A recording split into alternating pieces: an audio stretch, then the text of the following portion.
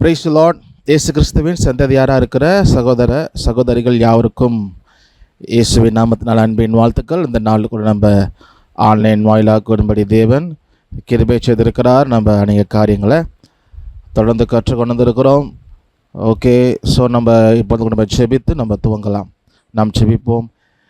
எங்களை நேசிக்கிற நல்ல தகப்பனே, அந்த நாளுக்காக நன்றி செலுத்துகிறோம். இந்த நாளும் கூட நம்முடைய கிருபையினால் எங்களை கூட்டி சேர்த்திங்க, நன்றி. இது மட்டும் அநேக காரியங்களை கற்றுக்கொள்ள கிருபை செஞ்சீங்க. தொடர்ந்தும் ஒரு சில காரியங்களை கற்றுக்கொள்ள கிருபை செஞ்சு இன்றைக்கும் ஒரு சில காரியங்களை கற்றுக்கொள்ள இருக்கிறோம். அதை கற்றுக்கொள்வதற்கு புரிந்து கொள்வதற்கு வேண்டிய ஞானத்தையும் கிருபையும் ஒவ்வொருவருக்கும் நீங்கள் தரும்படி ஜெபிக்கிறோம். எங்களை தாழ்த்தி ஒப்பு கொடுக்கிறோம். இயேசுவின் நாமத்தில் ஜெபிக்கிறோம் நல்ல தகப்பனே, ஆமேன் ஆமேன். ஓகே, ஸோ நம்ம இது வரைக்கும் scales, relative scales, chords, sound match, so இது போல் அநேக விஷயத்தை பார்த்துருக்குறோம். இன்றைக்கி நம்ம லெசனுக்கு போகிறதுக்கு முன்னாடி ஒரு சில விஷயங்களை பார்த்துட்டு ஒரு டிவோஷன் நம்ம அதை தியானம் பண்ணிவிட்டு நம்ம லெசனுக்குள்ளே போகலாம். ஓகே, ஒரு கொஸ்டின் சொல்ல முடியாது, உங்களுடைய சஜஷன், வாட் யூ திங்க் நீங்கள் ஆன்சர் பண்ணலாம். என்னென்னா, இன்றைக்கி சில பேர் ஊழியக்காரங்க சொல்லும் பொழுது, நான் ஒரு ஆவிக்குரிய தகப்பன வேதத்துலேருந்து நான் எடுத்து வந்து வச்சுருக்கிறேன், எனக்கு ஒரு ரோல் மாடல், அவரை போல் ஆகணும் அப்படின்னு சொல்லிட்டு நிறைய பேர் சொல்லுவாங்க. ஒரு சிலர் சொல்லும்பொழுது ஆபிரகாமை சொல்லுவாங்க.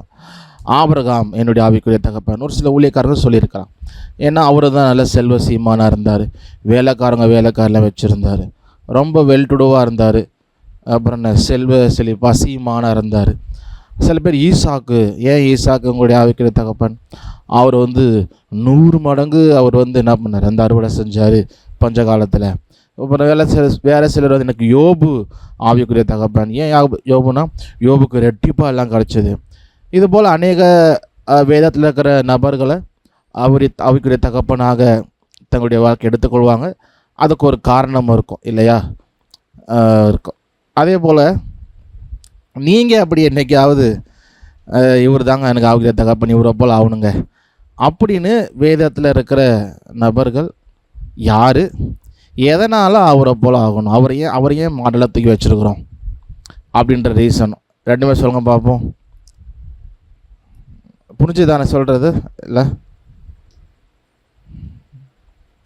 அப்படி இல்லைங்க, இது வரைக்கும் எதுவுமே இல்லைங்கன்னா ஒன்றும் பிரச்சனை இல்லை, விட்டுடலாம். ஸோ கட்டாயம் கிடையாது. பட் அப்படி நீங்கள் செஞ்சுருக்கீங்க, கேட்டிருப்பீங்க, இல்லை பேசியிருக்கிறேன், நான் நினச்சிருக்கிறேன் அவரை போல் இருக்கணுங்க அப்படின்னு, அவரை போல் அந்த நபர்.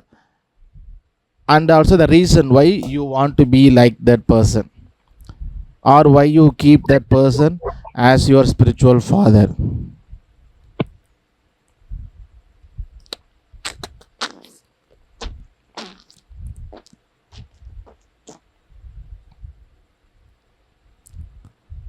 யோசேப்பு ஒருத்தர் பவுல் சொல்லியிருக்கிறாரு, பிரதர் எலைஜா, எலியா.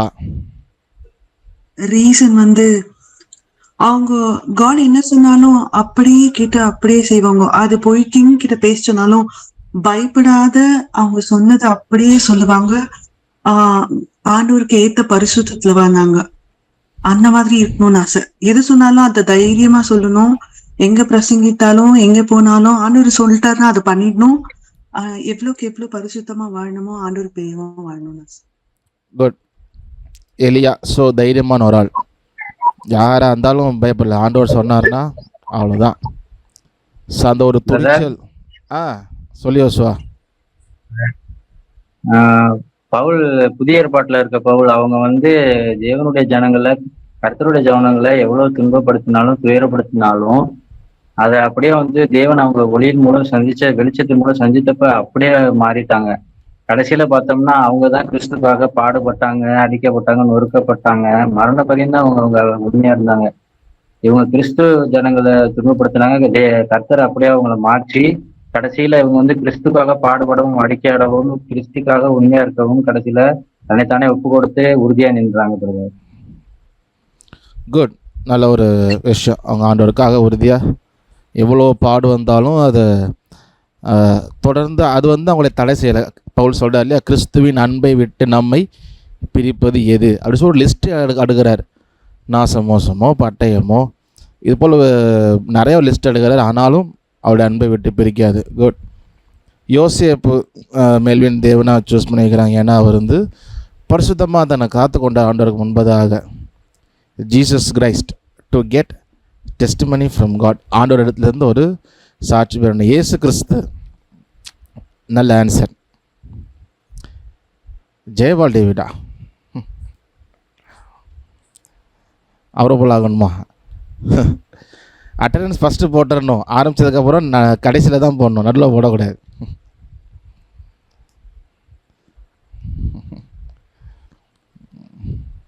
வேறு யாருக்காவது அப்படி இருக்கிறாங்களா?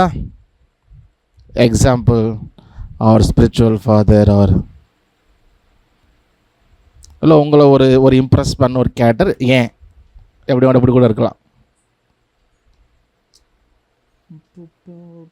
53 ஆயிடுச்சு. ஓகே.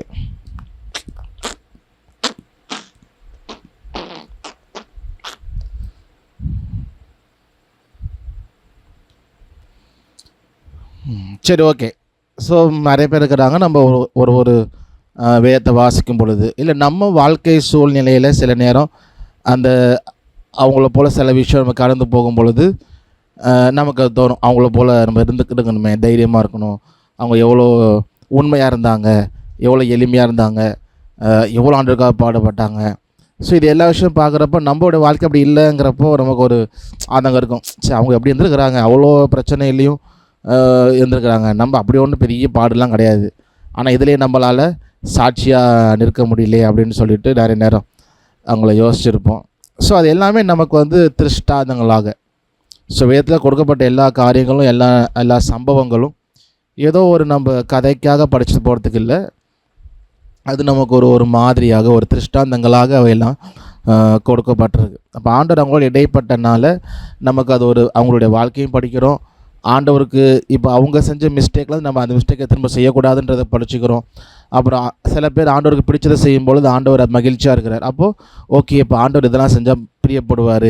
அப்போ அவங்களுடைய வாழ்க்கையை நம்ம படிக்கும் பொழுது நம்ம ஆண்டவருக்கு எதெல்லாம் பிடிக்குன்றதை தெரிஞ்சுக்கிறோம், ஆண்டவருக்கு எதெல்லாம் பிடிக்காதுன்னு தெரிஞ்சுக்கிறோம். ஸோ அப்போ பிடிச்சதை நம்ம திரும்ப அதை செய்கிறதுக்கு நமக்கு இதாக இருக்கும். அதே போல் கர்த்தர் வெறுக்கிற காரியத்தை நம்ம விட்டு விலகிறதுக்கும் நமக்கு ஒரு நல்ல ஒரு எக்ஸாம்பிள் வந்து நம்ம அவங்களுடைய வாழ்க்கையில் இருக்க தேவன் இடைப்பட்ட விஷயங்களை படிக்கும் பொழுது நமக்கு இருக்கும். ஏன்னா ஒரு சிலர் இன்றைக்கி சொல்லும் பொழுது என்ன பண்ணுறாங்க அப்படின்னா, பழைய ஏற்பாடு நமக்கு தேவையில்லை, அதை படிக்கணும்னு அவசியம் இல்லை, அதை கட்டாயம் இல்லை, அதை படிக்கவே வேண்டாம், இயேசு கிறிஸ்துவ மாத்திரம் தெரிஞ்சால் நமக்கு வந்து போதும் அப்படின்னு சொல்லிட்டு நிறைய பேர் நினைக்கிறாங்க, ப்ரீச்சும் பண்ணுறாங்க. இப்போது நிறைய பேர் பிடிச்சிருக்காங்க. ஆமாம், எனக்கு எதுக்கு, இயேசுவை தெரிந்து கொண்டேன், ரசிக்கப்பட்டேன், பரலோகம் போக போகிறேன், அவரை தெரிஞ்சால் போதும், நான் எனக்கு வேறு என்ன தேவைங்கிறது போல் பழைய ஏற்பாடு வேணான்ற மாதிரி இருக்கிறாங்க.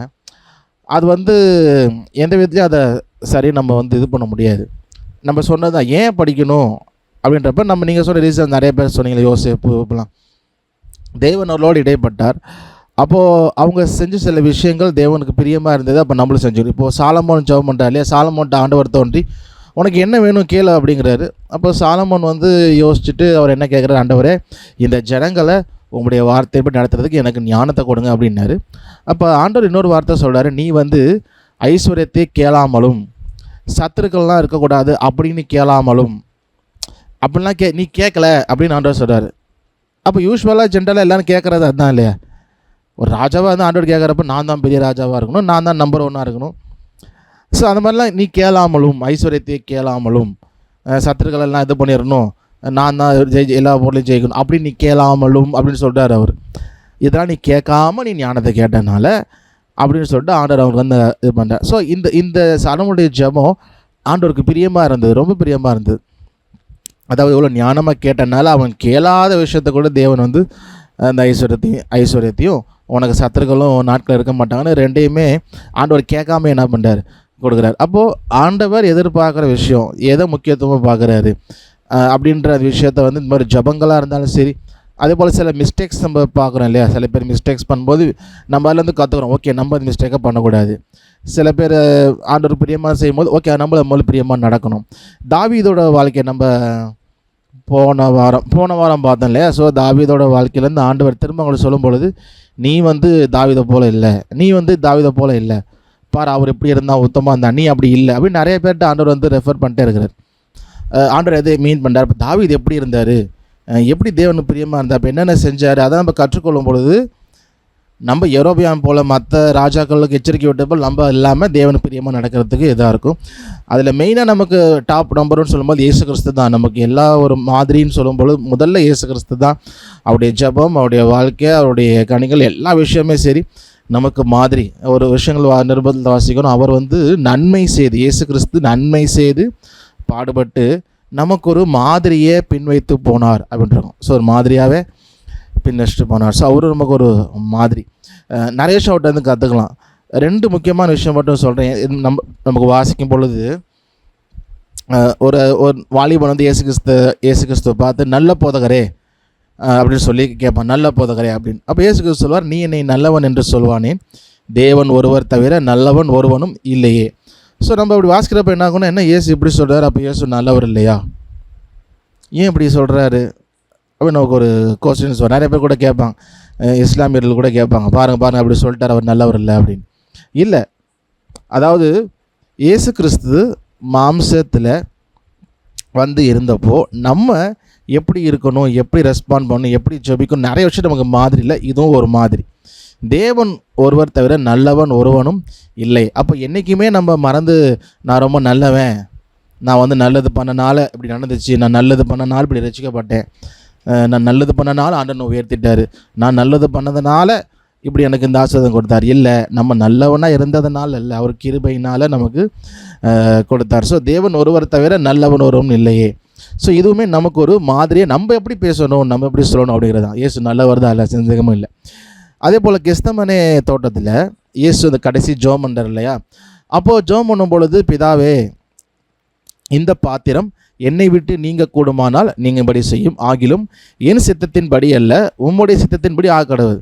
இயேசு கிறிஸ்து இந்த பூமியில் பிறந்ததே எதுக்கு தான், நம்முடைய பாவங்களுக்காக சிலுவையில் மரிக்க தான்.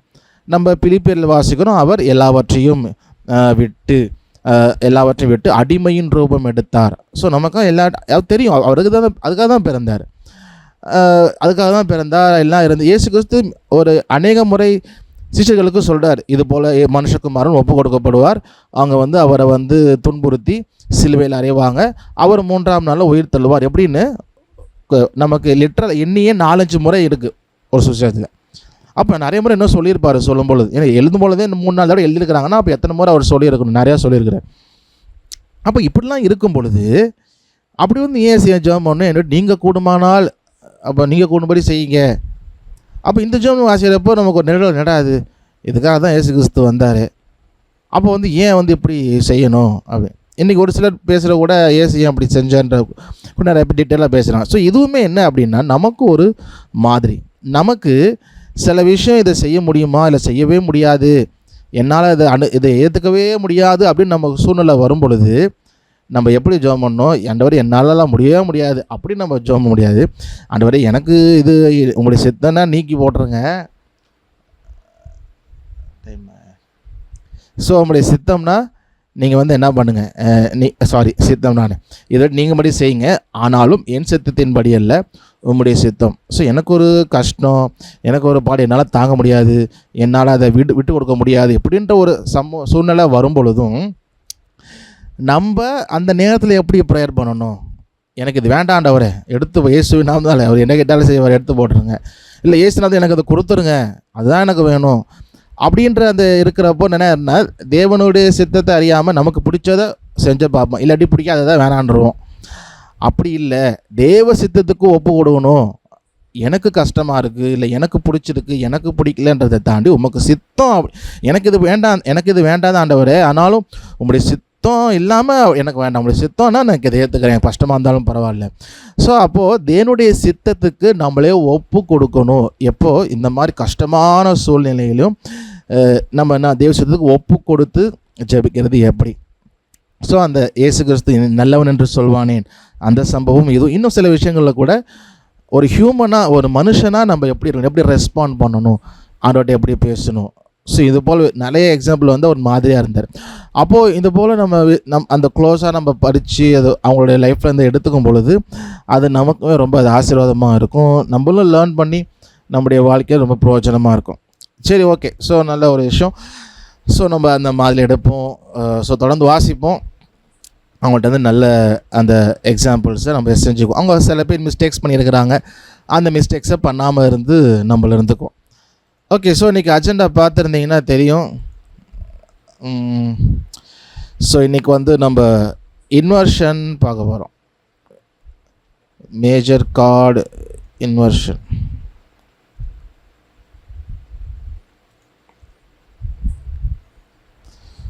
One minute.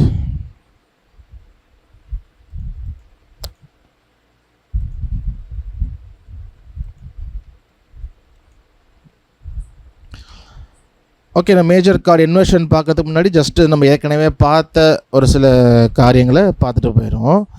கார்ட்ஸை பற்றி பார்த்தோம் இல்லையா? ஸோ கார்ட்ஸ் அப்படிங்கிறது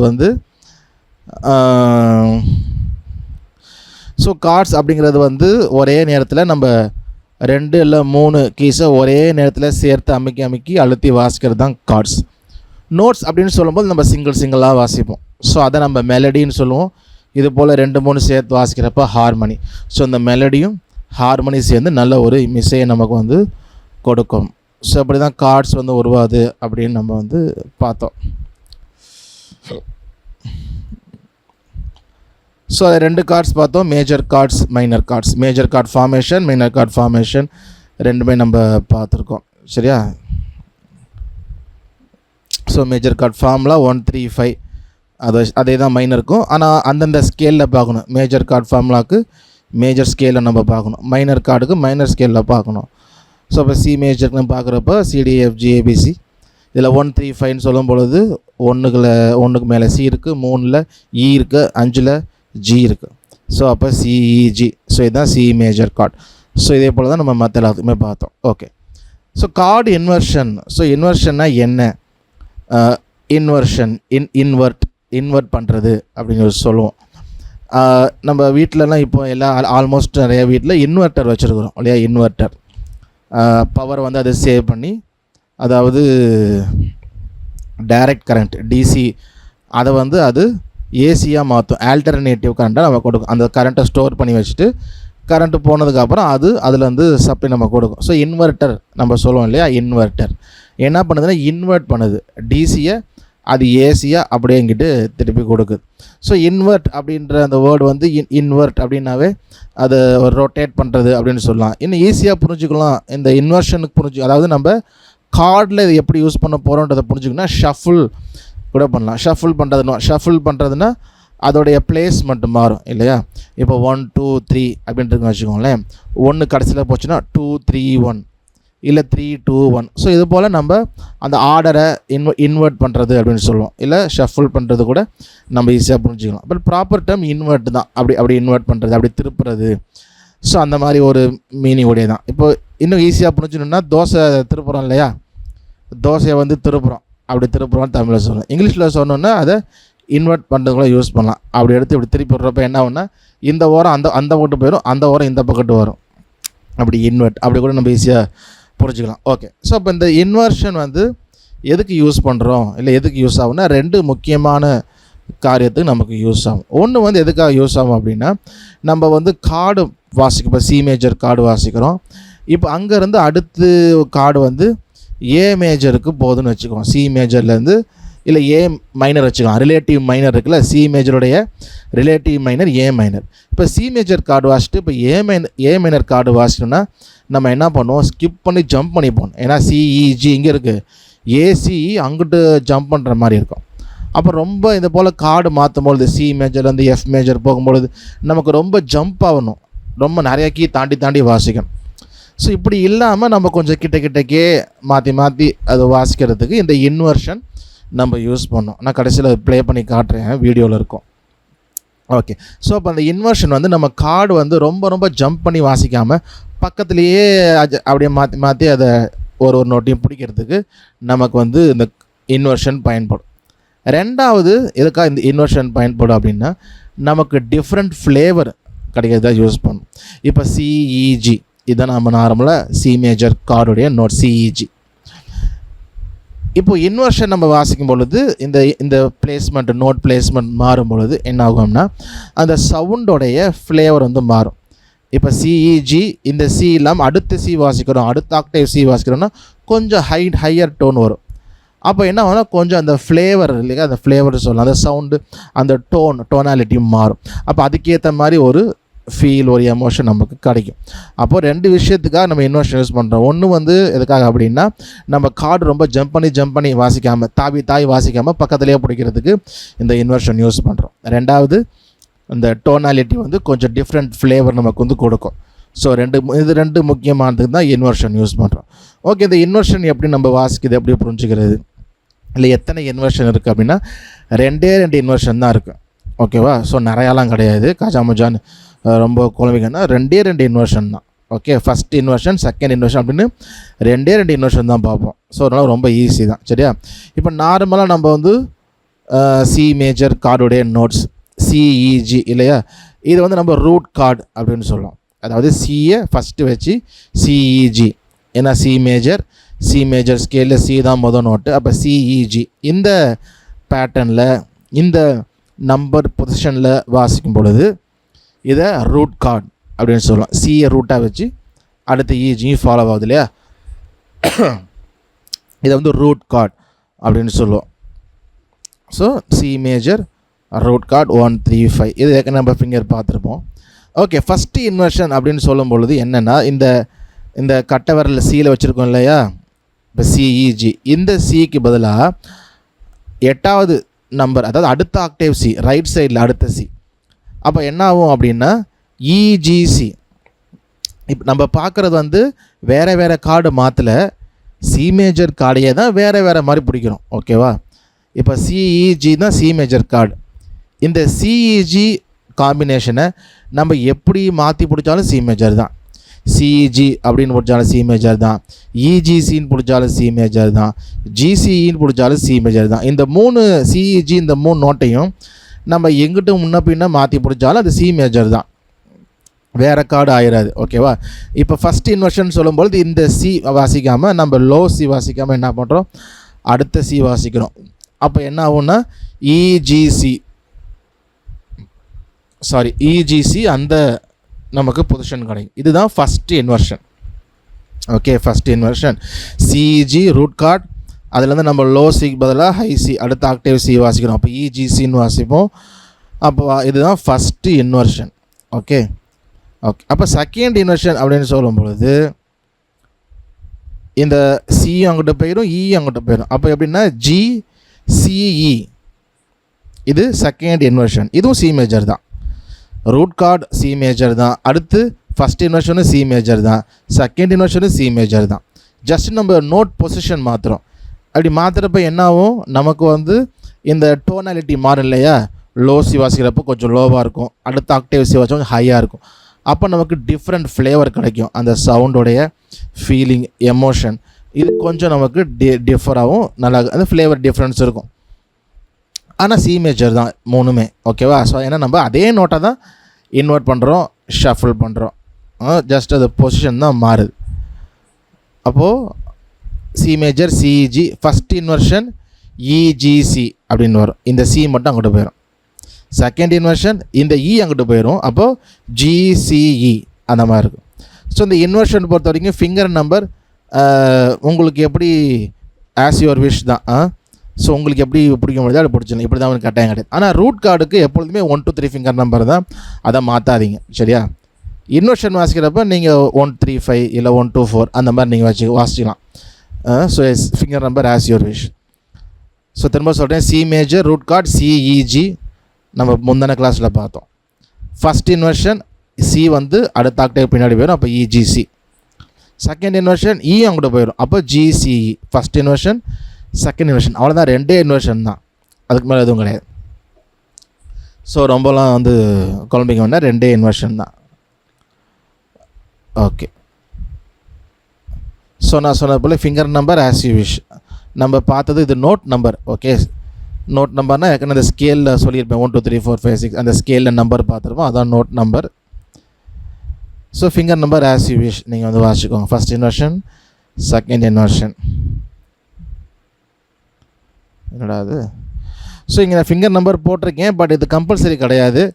ஜஸ்ட் ஒரு என்னோட சஜஷன் தான், ஓகேவா? ஸோ ஃபஸ்ட்டு இன்வெர்ஷனுக்கு 1 to 4 நீங்கள் யூஸ் பண்ணலாம், செகண்ட் இன்வெர்ஷனுக்கு 1 3 5 யூஸ் பண்ணலாம், சரியா? ஸோ இந்த இன்வெர்ஷன் ஃபிங்கர் நம்ம நான் சஜஸ்ட் பண்ணுறது தான், கம்பல்சரி கிடையாது, ஆஸ் யூ விஷ் நீங்கள் மாற்றிக்கலாம். ஆனால் ரூட் கார்டுக்கு 1 to 3 அதுதான் ஃபிக்ஸடாக வாசிக்கணும், மாற்றக்கூடாது, சரியா? ஓகே. ஸோ டி மேஜர், அடுத்து டி மேஜர் கார்டு பார்ப்போம். நம்ம ஃபார்முலா 1 3 5 பார்த்தோம். ஓகே. ஸோ இப்போ D major chord root chord அப்படின்னு சொல்லும் பொழுது டி எஃப் ஷார்ப் ஏ, இதுதான் டி மேஜர் ரூட் கார்டு. ஏன்னா டி தான் ஃபஸ்ட்டு ஆரம்பிக்குது, அப்போ டியை வச்சு அடுத்த ரெண்டும் ஃபாலோ ஆகுது, அப்போ டி ரூட் கார்டு வச்சு வாசிக்கிறதுனால இதுதான் ரூட் கார்டு அப்படின்னு சொல்லுவோம், டி எஃப் ஷார்ப் ஏ. இதை நம்ம கார்டு ஃபார்மேஷன்லேயும் பார்த்துருப்போம், ஓகே? இப்போது கார்டு இன்வெர்ஷன், இப்போ டி மேஜருக்கு எத்தனை இன்வெர்ஷன்னா அதுக்கும் 2 இன்வெர்ஷன் தான், ஃபஸ்ட் இன்வெர்ஷன் செகண்ட் இன்வெர்ஷன். ரொம்ப ஈஸி தான். ஃபஸ்ட் இன்வெர்ஷன் அப்படின்னு சொல்லும் பொழுது என்ன அப்படின்னா, இப்போ நம்ம டி இங்கிட்டு இருக்கு இல்லையா லெஃப்டில், இந்த டிக்கு பதிலாக அடுத்த ரைட் சைடில் இருக்க டியை வந்து அடுத்த ஆக்டேவில் இருக்க டியை வாசிப்போம். அப்போது நமக்கு வந்து ஃபஸ்ட் இன்வெர்ஷன் சொல்லும் பொழுது எப்படி நமக்கு வரும்னா F sharp A D. So அப்படி நம்ம ப்ரெஸ் பண்ணோம் 3 இந்த டிக்கு பதிலாக. இதுவும் டி தான் அதுவும் டி தான், அப்புறம் எதுக்கு 2 இது அதை ப்ளே பண்ணோம் அப்படின்ற கொஸ்டின் உங்களுக்கு வரலாம். ஸோ நான் சொன்னது போல் ஒன்று டொனாலிட்டி மாறும், ஃப்ளேவர் கிடைக்கும். ரெண்டாவது நம்ம இந்த கார்டு இன்வெர்ஷன் கார்டு நம்ம சேஞ்ச் பண்ணும்பொழுது, ஒரு பாட்டு வாசிக்கிறாங்க நிறையா கார்டு வருதுன்னு சேஞ்ச் பண்ணும்பொழுது ரொம்ப ஜம்ப் பண்ணுற மாதிரி இல்லாமல் பக்கத்துலேயே சக்க நம்ம பிடிக்கிறதுக்கு இந்த இன்வெர்ஷன் ரொம்ப ஹெல்ப்ஃபுல்லாக இருக்கும், சரிங்களா? ஓகே. ஸோ அப்போ D F sharp A root chord, first inversion சொல்லும்போது டி அங்கிட்டு போயிடும், அப்போ F sharp A D. Second inversion சொல்லும்போது இந்த எஃப் ஷார்ப் அங்கிட்டு போயிடும், அப்போது A D F sharp. So அந்த மாதிரி வரும், ஓகே? ஸோ அப்போ first inversion F sharp A D அப்படின்னு இருக்கும், second inversion A D F sharp. Just நீங்கள் எழுதிட்டா விட போதும், இந்த மாதிரி வரையணும்னு அவசியம் இல்லை. நான் இந்த வந்து உங்களுக்கு அந்த ஃபோல்டரில் உங்களுக்கு போட்டுட்டு நான் லிங்க் அனுப்புகிறேன், சரிங்களா? ஸோ நீ பிபிடியும் எடுத்துக்கலாம், இமேஜ் அவங்க கூட வச்சு நம்ம யூஸ் பண்ணலாம்.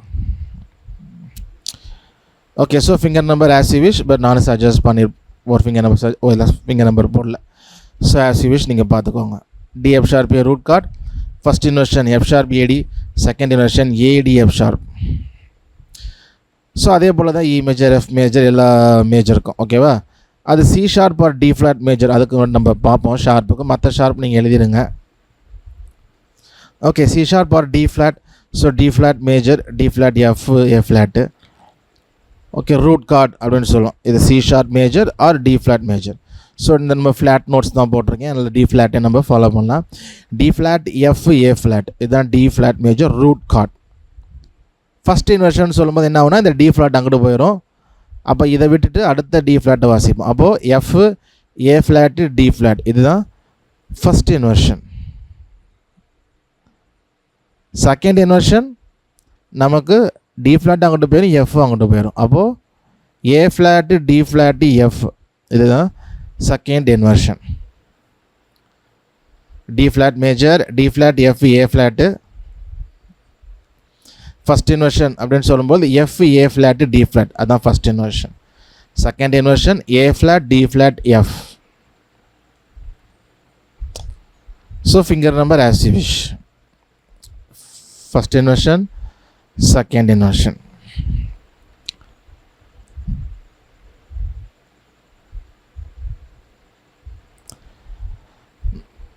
ஓகே. ஸோ மீதி எல்லாமே நம்ம 3 பார்த்தோமா, மீதி ஒரு 3னா மீதி 9 இருக்கும். ஸோ 12 நீங்கள் வரிசை எழுதிடுங்க, ஓகேவா? ரூட் கார்டு எழுதி first inversion second inversion. So அந்த மாதிரி நீங்கள் சார்ட் மாதிரி போட்டிருந்தா கூட ஓகே தான், கீழே எழுதாமல் 3 காலம் போட்டிங்கன்னா ஃபஸ்ட்டு காலத்தில் ரூட் கார்டு, செகண்ட் காலத்தில் ஃபஸ்ட் இன்வெர்ஷன், அப்புறம் 3வது காலத்தில் செகண்ட் இன்வெர்ஷன். அந்த நோட்டை மட்டும் 3 மட்டும் அப்படி எழுதிட்டிங்கன்னா ஒரே சார்ட்டில் உங்களுக்கு முடிஞ்சிடும், ரொம்ப பேஜ் வேஸ்ட் பண்ணாமல். ஓகே. ஸோ நான் ஏற்கனவே இந்த யூடியூப்பில் லெசன் எடுத்தது அந்த வீடியோ இருக்குது, உங்களுக்கு ப்ளே பண்ணி கொஞ்சம் பார்த்தா கொஞ்சம் ஈஸியாக இருக்குன்னு நினைக்கிறேன். ஸோ அதை ப்ளே பண்ணுறேன், பாருங்கள். நம்ம பாடல்களில் கார்டு வாசிக்கும் பொழுது இப்போ சி மேஜர் கார்டு வாசிக்கிறோம் இல்லையா, C major chord, F major கார்டுனா G major chord, A minor chord. இப்போ சி மேஜர் கார்டு வாசிக்கிறோம், இப்போ சி மேஜரில் ஏ மைனர் வாசிக்கணும்னா இங்கே போய் வாசிக்கணும், அப்போ ரொம்ப நம்ம தள்ளி வாசிக்கிற மாதிரியோ இல்லை ஜம்ப் பண்ணுற மாதிரி நிறைய கீஸ் தாண்டுற மாதிரி இருக்கும். அப்போ அந்த நேரத்தில் தான் அந்த கார்டு இன்வர்ஷன் அது வந்து நம்ம யூஸ் பண்ணும் பொழுது ரொம்ப பக்கத்துலேயே நம்ம ரொம்ப ஜம்ப் பண்ணாமல் ஈஸியாக நம்ம கார்டு பேட்டர்ன் வந்து வாசிக்கலாம். ஓகே, ஸோ என்னன்னு நம்ம பார்க்கலாம். இன்னைக்கு நம்ம பார்க்க போகிறது மேஜர் கார்டு இன்வர்ஷன். நம்ம ஏற்கனவே கார்டு ஃபார்மேஷன் பார்த்துருக்குறோம். நமக்கு மேஜர் கார்டு என்னன்னு தெரியும். மேஜர் கார்டுடைய நோட்ஸ் என்ன சொல்ல பார்ப்போம். CEG மேஜர் கார்டுடைய notes CEG. Okay, so invert பண்ணும்பொழுது என்ன ஆகும் அப்படின்னா, இப்போ இங்கே நான் இந்த சி வாசிக்கிறேன் இல்லையா, இந்த சிக்கு பதிலாக அடுத்த ஆக்டேவ்ல சி. அப்போ என்ன ஆகும், CEG அப்படிங்கிற அந்த ஃபார்மேஷன் வந்து CEG அப்படிங்கிற ஃபார்மேஷன் EGC அப்படி ஆயிடும். EGC இது first inversion. Okay, first inversion. Second inversion அப்படின்னு சொல்றப்ப இந்த E வாசிக்காம அடுத்த ஆக்டேவ் E, அப்ப GCE இது செகண்ட் இன்வர்ஷன். ஸோ ரெண்டு இன்வர்ஷன் தான் நம்ம வந்து பார்ப்போம். ரெண்டு இன்வர்ஷன் தான் இருக்குது. ஓகே, ரெண்டு இன்வர்ஷன் தான், நிறையாலாம் கிடையாது, ரொம்ப ஈஸியாக இருக்கும். திரும்ப சொல்கிறேன், CEG C major card. First inversion சொல்லும்போது இந்த சி பதிலாக இந்த சி. மற்ற ரெண்டுக்கும் அதே தான். CEG வாசிக்கிறப்போ EG அப்படியே தான் இருக்கும், இந்த சிக்கு பதிலாக இந்த சி. அப்போ EGC. நெக்ஸ்ட் இன்வர்ஷன் இந்த ஜியும் சியும் அப்படியே தான் இருக்கும், இந்த இக்கு பதிலாக இந்த செகண்ட் E, அடுத்த ஆக்டேவ் B. அப்போ இது செகண்ட் இன்வர்ஷன். அப்போ நம்ம சி மேஜர் கார்டு இன்வர்ஷன் அப்படின்னு நம்ம பார்க்குறப்ப ரெண்டு inversion, first inversion, second inversion. First inversion என்ன, இது C major card, first inversion, second inversion. So இந்த கார்டு எக்ஸசைஸ் பண்ணும்பொழுது எப்போதும் போல மெட்ரோனம் 90 or 100 வச்சுட்டு 1 2 3 4 1 2 3 4 1 2 3 4. First inversion 1 2 3 4 1 2 3 4. Second inversion 1 2 3 4 1 2 3 4. The chord inversion வாசிக்கும் பொழுது C major, inversion போறப்ப இதுவும் C major தான், இதுவும் C major தான். நம்ம கார்டு சேஞ்ச் பண்ணல, ஜஸ்ட் நோட்டோடைய பொசிஷனை மட்டும் நம்ம என்ன பண்றோம், சேஞ்ச் பண்றோம். இதே போல லெஃப்ட் சைட்லயும் உண்டு. இப்போ சி மேஜர் வாசிக்கிறீங்களா, இந்த ஜிக்கு பதிலாக இந்த ஜி. ஆனா இந்த தேர்ட் இன்வர்ஷன் அப்படிலாம் கிடையாது. ஏன்னா இன்வர்ஷன்றப்போ CEG அது ஒரு இன்வர்ஷன். அப்போ EGC GCE. நீங்க இப்போ சி மேஜர்ல இருந்து இந்த ஜிக்கு பதிலாக இந்த ஜி அப்படிங்கிறப்போ GCE. So second inversion note வந்துடும். ஸோ அது போல் மாற்றி மாற்றி பார்க்குறப்போ நம்ம வந்து அந்த 2 இன்வர்ஷனுக்குள்ளேயே நமக்கு வந்துடும். இதே போல் தான் எல்லா மேஜர் கார்ட்ஸும் வரும். இப்போ டி மேஜருக்கு நம்ம பார்க்கலாம். டி மேஜர் கார்டுடைய note D F sharp A. அப்போ ஃபர்ஸ்ட் இன்வர்ஷன் சொல்லும்போது என்ன ஆகும், இந்த டி பதிலாக இந்த அடுத்த ஆக்டேவ் டி. அப்போ F sharp A D. ஸோ ஃபர்ஸ்ட் இன்வர்ஷன். செகண்ட் இன்வர்ஷன் இந்த F ஷார்ப்புக்கு வந்து இங்கே வாசிக்க, இந்த F ஷார்ப் இங்கே வாசிக்காமல் இந்த F ஷார்ப். அப்போ A D F sharp second inversion. ஸோ D F sharp A D major கார்டுடைய ஃபார்மேஷன் நோட்டுன்னு பார்த்தோம். ஃபர்ஸ்ட் இன்வர்ஷன் இந்த டியை வாசிக்காமல் அடுத்த ஆக்டில் இருக்க டி வாசிப்போம். அப்போ F ஷார்ப் A D அப்படி வந்துடும் ஃபர்ஸ்ட் இன்வர்ஷன். செகண்ட் இன்வர்ஷன் இந்த F ஷார்ப் அப்படி பின்னாடி போயிடும். So A D F sharp second inversion. Okay, so அதான். ஸோ இதையும் அதே போல் நீங்கள் வந்து போட்டு நீங்கள் வந்து வாசிச்சு ப்ராக்டிஸ் பண்ணுங்கள். அதே போல் தான் இ மேஜரும், E major, okay, E G sharp B. அப்போ இந்த இ பதிலாக அடுத்த இ வந்துடும். இது first inversion. G sharp B E first inversion. Second inversion இந்த ஜி ஷார்ப் பின்னாடி போயிடும். அப்போ B E G sharp second inversion. So first E G sharp B, G sharp B E first inversion, B E G sharp second inversion. Okay, so அதே போல F மேஜருக்கும் F major கார்டுடைய notes F A C. இந்த F வந்து பின்னாடி போயிடல. அப்போ A C F first inversion. இந்த A பின்னாடி போயிடுச்சு அப்படின்னா C F A இது செகண்ட் இன்வர்ஷன். இதே போல தான் G major, A major, B major எல்லா ஷார்ப்புக்கும் நம்ம பாடல்கள்ல ஓகே. ஸோ வீடியோ பார்த்துருப்பீங்களா, புரிஞ்சுக்கணும்னு நினைக்கிறேன். ஸோ அசைன்மெண்ட் வந்து ரைட்டிங் அந்த 12க்கு நீங்கள் வாசிச்சிடுங்க. பி வரைக்கும் அனுப்புனா போதும். ஓகேவா? ஸோ ஷார்ப் வந்து வாசிக்கிறதில்ல, ஷார்ப் வாசித்து அனுப்ப வேண்டாம், பி வரைக்கும் வாசித்து அனுப்புங்க. சிலேருந்து பி வரைக்கும். அப்போ 7 தான் இருக்கும். எழுதுறது 12மே எழுதிடுங்க. சரியா? ஓகே. ஓகே. ஸோ உங்களுக்கு புரிஞ்சுன்னு நினைக்கிறேன் வீடியோவில்.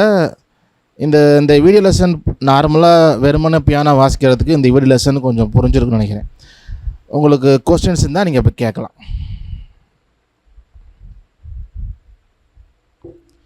இந்த லெசனில் இல்லை போன லெசனில் எதுவாக இருந்தாலும் உங்களுடைய கேள்வி you can ask your questions now.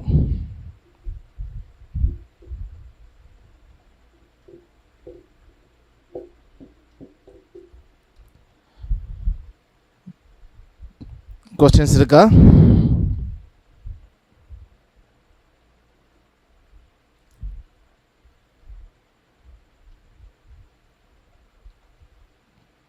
யாருமே கொஸ்டின் இல்லையா?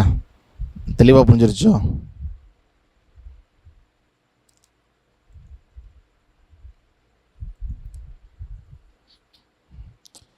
No questions. Thank you. Okay. So இந்த இன்வர்ஷன் பெரிய டஃப்லாம் கிடையாது. ஆனால் நான் சொன்னது 2 விஷயத்தை யூஸ் பண்ணுறோம். ஒன்று, நம்ம வந்து கார்ட் சேஞ்ச் பண்ணும்பொழுது ரொம்ப ஜம்ப் பண்ணாமல் பக்கத்துலேயே பிடிக்கிறதுக்கு யூஸ் பண்ணுவோம். ஒன்று. ரெண்டாவது, நமக்கு டிஃப்ரெண்ட் ஃப்ளேவர் கிடைக்கும் இந்த இன்வர்ஷன் வாசிக்கிறப்ப.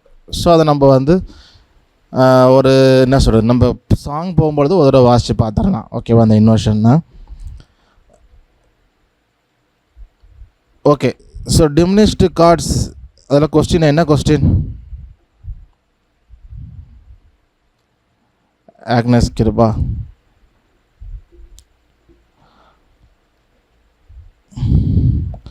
அட்டெண்டன்ஸ் போடாதவங்களாம் இப்போ போடுங்க. போடலைன்னா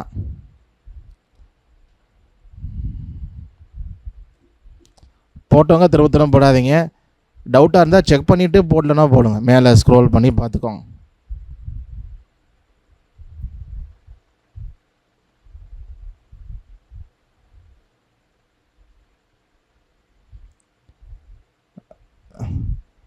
பிரதர் டேவிட் எதுவும் பேச எனக்கு ஒன்றுமே கேட்கலையே. மைக்கை ஆன் பண்ணிட்டீங்களா? எனக்கும் கேட்க மாட்டேங்குது.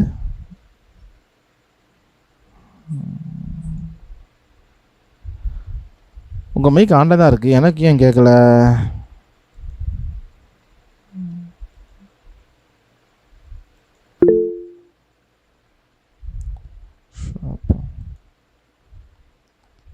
ஸ்பீக்கரில் தான் வச்சுருக்கேன். ஸ்பீக்கர் ரியல்டெக்கு. ஓகே. இப்ப கேக்குதுங்களா? கேக்குது. இப்ப இன்வெர்ஷன்ல ரிவர்ஸ்ல வரலாங்களா அந்த ஆக்டிவ்ல, இல்ல ஃபார்வர்ட்ல தான் போணுமா? இல்ல நம்ம ரிவர்ஸுமே வரலாம். அதான் நான் லெஃப்ட்லன்னு சொல்லி காமிச்சேன் இல்லையா? சிஜி மிடில் ஆக்டேவ்ல நமக்கு ஜி வந்து இந்த பக்கம் வரும், ஜிசிஇ அப்படின்னு வரும். இது செகண்ட் இன்வர்ஷனில் வரும். அதான் இன்வர்ஷன் 2 தான். அதை ரைட்டில் லெஃப்டில் எப்படி வேணால் நம்ம வாசிக்கலாம். அந்த 3 ஃபார்மேஷன் சிஇஜிங்கிறது எப்படி வேணால் நம்ம வாசிக்கலாம். இப்போ இதில் சி, அடுத்ததில் சி, அடுத்த இ, நமக்கு ஃபிங்கர் வராது. ஆனால் அந்த மாதிரி கூட நம்ம எப்படி வேணால் அந்த 3 நோட்ஸையும் மாற்றி எந்த 4 ஆக்டேவில் எங்கே வேணால் வாசிக்கலாம். நமக்கு ஃப்ளேவர் மாதிரி சி மேஜர் தான் அது. அந்த ஃப்ளேவர் டிஃப்ரெண்ட் தெரியுங்களா? அது தெரியும், நல்லாவே தெரியும். நமக்கு தெரியாது. நம்ம கொஞ்சம் கொஞ்சமாக நீங்கள் வாசிக்க அப்புறம் அந்த அதான் பேஸ் சி வாசிக்கிறதும் ஹையர் சி வாசிக்கிறதுக்கும் நல்லாவே அதுக்கு போக போக ஷார்ப்பாக இருக்கும். கீழே வரப்போ கொஞ்சம் பேஸாக இருக்கும். அது ஒரு பாட்டுக்கும் ஒரு வேற ஆக்டிவ் யூஸ் பண்ணி போகிறதுனால அந்த சவுண்டா, இல்லாட்டி இன்வர்ஷன் பண்ணுறதுனால அந்த ஃப்ளேவர் மாறுதுங்களா? டோன் மாறுறதில்ல. இப்போ அது அந்த இப்போ நார்மலாக மிடில் சி அப்போ கொஞ்சம் லோவாக பேஸும் எதெல்லாம் நார்மலாகும். அடுத்த ஆக்டேவ் சி போகிறப்ப பேஸு கொஞ்சம் குறையும், ஷார்ப்பு கொஞ்சம் அதிகமாக இருக்கும். அப்போ அந்த ஷார்ப்பு கொஞ்சம் வரும்பொழுது ஃப்ளேவர்னு சொல்லுவோம். நம்ம சமையலுக்கு யூஸ் பண்ணுறது தான். கொஞ்சம் எக்ஸ்ட்ரா அப்படி கொஞ்சம் காரம் இருந்தால் கொஞ்சம் எக்ஸ்ட்ரா இருக்குது. நல்லா தான் இருக்குது. அது ஒரு டிஃப்ரெண்ட் ஒரு எக்ஸ்பீரியன்ஸ் இருக்கும்ல சாப்பிட்றப்போ. அது ஒரு டேஸ்ட் எமோஷன் தான். மியூசிக்குமே இட்ஸ் எமோஷன் தான். நம்ம வாசிக்கிறத தாண்டி எமோஷன். அப்போ இந்த சிக்கு மேலே அந்த சி வாசிக்கிறப்போ அது கொஞ்சம் வித்தியாசமாக நமக்கு இருக்கும். இது வாசிச்சா இதுவும் நல்லா தான் இருக்கும். ஸோ நம்ம அப்போதைக்கு எது வேணுமோ அது வாசிக்கோமே ஒழிய ஆனால் ரெண்டுமே டிஃப்ரெண்ட் ஃப்ளேவர். அதான் மேலே போக போக பேஸ் குறையும், உங்களுக்கு ஷார்ப்பு அந்த வேறு ட்ரிபிள்ஸோ ஷார்ப் தான் வேணும் யூஸ் பண்ணணும். அந்த டோன் ஹையாக கீச்சுன்றது அதிகமாகிட்டே போகும். கீழே வர வர வர பேஸ் ரொம்ப ஆகிட்டே வரும். அப்போ ஒரு தடவை இந்த CO தடவை அந்த CO தடவை வாசிக்கிற பார்த்தீங்கன்னா ஒரு தடவையும் அது வந்து அதான் பெரிய அதாவது கார்டு மாத்திர மாதிரி சேஞ்ச் இருக்காது, லைட் மைல்டு சேஞ்ச் தான். ஆனால் நம்ம தொடர்ந்து அதை வாசி நம்ம கேட்குறப்ப நம்ம நல்லாவே அந்த சேஞ்ச் வந்து தெரியும். ஏன்னா நம்ம வந்து ஒரு பாட்டு லிசன் பண்ணும்போது ஒரு லிசனராக நம்ம லிசன் பண்ணும்பொழுது நல்லா இருக்குது மியூசிக் அப்படின்றதோட போயிடும், காதுக்கு இனிமையாக இருக்குன்றதோட போயிடும். இப்போ கீபோர்டு வாசி கொஞ்சம் ப்ராக்டிஸ் பண்ணி இதெல்லாம் வாசி அப்படி நீங்கள் லிசன் போது உங்களுக்கு ஆட்டோமேட்டிக்காகவே நீங்கள் ஒரு பாட்டு கேட்கும் பொழுது அந்த கார்டும் சரி அந்த தாளம் இது எல்லாமே அனலைஸ் பண்ணுவோம். அப்போ நமக்கு நல்லாவே வித்தியாசம் தெரியும், அதோடைய இது வந்து மாறுறப்ப ஃப்ளேவர் மாறுறது நமக்கு வாசிக்கிறப்ப நம்ம கண்டுபிடிக்கலாம். அது இருக்கும். வேறு யாருக்காவது கொஸ்டின்ஸ் இருக்கா? வீடியோ அசைன்மெண்ட்ல பீட் போட்டு வாசிக்கணுமா? ஆமாம், பீட் போட்டு தான் வாசிக்கணும். சரியா? சரிங்க, நீ லெஃப்ட் ஹேண்ட் ரைட் ஹேண்டு வாசிக்கும் பொழுது அசைன்மெண்ட் நான் லிங்க் அனுப்புகிறேன் உங்களுக்கு, வீடியோ யூடியூப் லிங்க் அனுப்புகிறேன். But left hand right hand வாசிக்கிறப்ப நீங்கள் லெஃப்ட் ஹேண்டில் இன்வர்ஷன் வந்து யூஸ் பண்ணுவோம், ஆனால் வந்து அதனால் டோன் மாறாது. இப்போ ரைட் ஹேண்டில் நம்ம இன்வர்ஷன் மாற்றும் பொழுது பேஸு ஹையர் மாறும். இப்போ லெஃப்ட் ஹேண்டில் நீங்கள் சி என்னது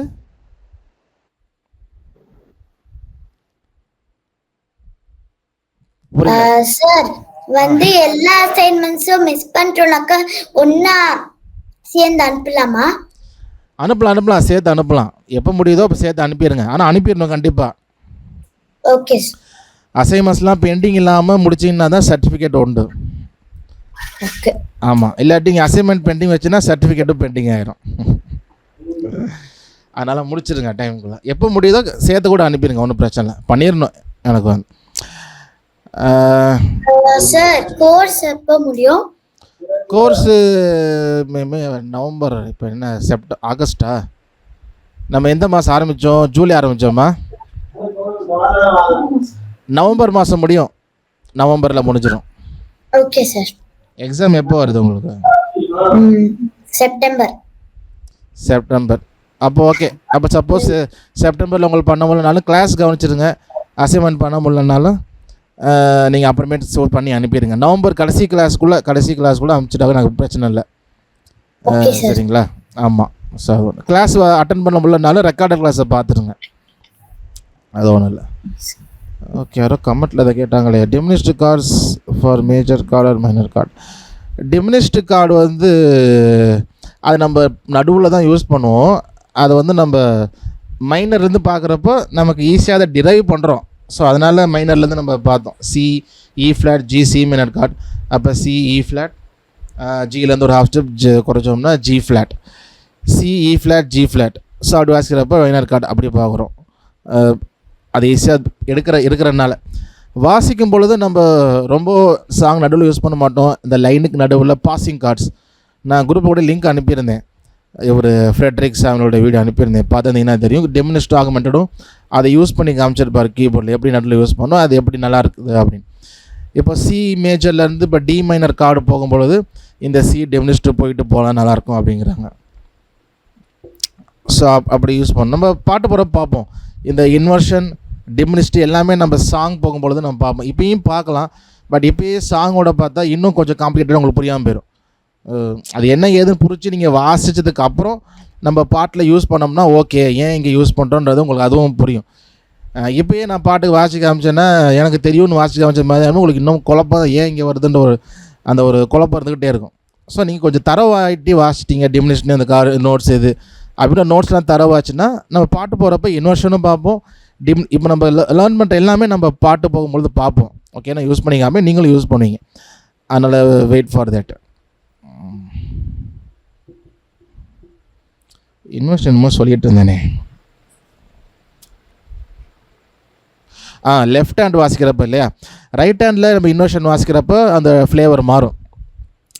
இப்போ லெஃப்ட் ஹேண்டில் சிஇஜி பிடிச்சோம்னா ஆட்டோமேட்டிக்காக அக்கம்பனிமெண்ட் வருது இல்லையா, அக்கம்பனிமெண்ட் போட்டு வாசித்தோம்னா இஜிசின்னு பிடிச்சாலும் அதே தான் வரும். லெஃப்ட் ஹேண்டில் உங்களுக்கு சேஞ்ச் இருக்காது. ஆனால் லெஃப்ட் ஹேண்ட் நம்ம யூஸ் பண்ணணும் எதுக்காக அப்படின்னா நம்ம சொன்னது தான், கார்டு சேஞ்ச் பண்ணும் பொழுது நமக்கு லெஃப்ட் ஹேண்டில் ஃப்ளேவர் மாறலனாலும் கார்டு சேஞ்ச் பண்ணுறதுக்கு நமக்கு அது யூஸ்ஃபுல்லாக இருக்கும். 2 நன்மை பாய்க்கும். ஸோ அதனால் அந்த அட்வான்டேஜுக்கு நம்ம லெஃப்ட்டுமே யூஸ் பண்ணுவோம். பட் இப்போதைக்கு லெஃப்ட்டு நீங்கள் வாசிச்சிருந்தாலும் பரவாயில்ல, லெஃப்ட்டில் சி மேஜர் கொடுத்துட்டு ரைட் ஹேண்டில் சி மேஜர் ரூட் கார்டு 2 வாட்டி இஜிசி ஜிசிஇ, லெஃப்ட் ஹேண்டில் 1 டைம் மட்டும் ஸ்டார்டிங் மட்டும் சி கொடுத்துட்டா ஓகே. டி மேஜர் போகும்பொழுது நீங்கள் லெஃப்ட் ஹேண்டில் நீங்கள் கார்டு ஃபார்மேஷன் வாசிப்போ டி மேஜர் கார்டு கொடுத்துட்டு இங்கே D major inversion 1 2. So left ஹேண்டில் நம்ம மாற்ற வேண்டாம் சரிங்களா. ஆனால் நீ லெஃப்ட் ஹேண்ட்லேயும் வாசிச்சு பாருங்கள். ஏன்னா நம்ம கார்டு சேஞ்ச் பண்ணுறப்போ நம்ம அந்த இன்வர்ஷன் லெஃப்ட்லேயுமே யூஸ் பண்ணோம், நமக்கு யூஸ் ஆகும். நமக்கு ரைட்டை விட லெஃப்ட்டில் தான் ரொம்ப யூஸ் ஆகும். ஏன்னா நம்ம ரைட்டில் வந்து இன்வர்ஷன் வாசிக்கணும்னு கட்டாயம் கிடையாது. இப்போ சிஇஜி வாசி வச்சுக்கோங்களேன், சிஇஜியே வாசிக்கலாம், அது சி மேஜர் தான். இன்வர்ஷன் ஏன் போகிறோன்னா நமக்கு டிஃப்ரெண்ட் சவுண்ட் வேணும், ஒரு ஃப்ளேவர்னா தான் நம்ம இன்வர்ஷன் போகிறோம். ஸோ அதனால் நமக்கு ரைட் ஹேண்ட் ரொம்ப மாற்றணும் அவசியம் இருக்காது. பட் லெஃப்ட் ஹேண்டில் வந்து நமக்கு வந்து என்னென்னா கார்டு மாற்றுறது நிறைய லெஃப்ட்டில் தான் மாற்றும். ஏன்னா பேஸ் அக்கம்பனிமெண்ட் வரனால. அப்படிங்கிறப்ப நமக்கு டக்குன்னு மாற்றணும் அப்படிங்கிறப்ப வந்து இப்போ இன்வர்ஷன் நமக்கு லெஃப்ட்டில் கற்றுருந்தால் தான் நிறையா கார்டு சக்குன்னு மாற்ற முடியும் ஸ்பீடாக. அதுக்கு இன்வர்ஷன் கண்டிப்பாக நமக்கு யூஸ் ஆகும். ஸோ அதனால் ரெண்டுமே வாசிங்க. பட் எனக்கு அனுப்புகிறது வந்து சிலேருந்து பி வரைக்கும் ரைட் ஹேண்டும் லெஃப்ட் ஹேண்டும் சரியா. இப்போ சி மேஜர் கொடுத்துட்டு C major inversion second inversion, D major போகிறப்ப டி மேஜர் லெஃப்ட் ஹேண்டில் மாற்றிட்டு வாசிங்க. பி வரைக்கும் போதும். யார் கேட்டிங்களா சார்?